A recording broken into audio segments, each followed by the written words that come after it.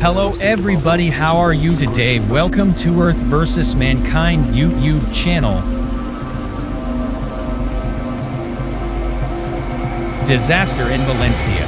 Spain risk management units have cleared the area as mud and wood material washed away by the rains continue to impede passage through the area.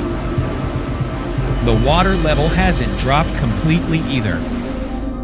Local rescuers responded to 759 calls for help, with only 460 calls related to flooding.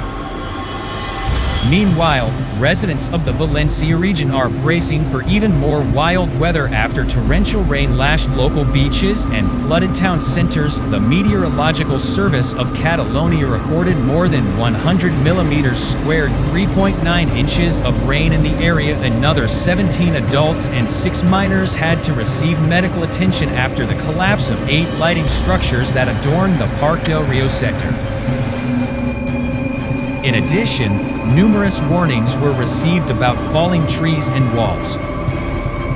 Crashed buses, depressing flooded and closed roads, neighbors with knee-deep water, and commercial premises where things have been lost are some of the images left behind by a rainy day.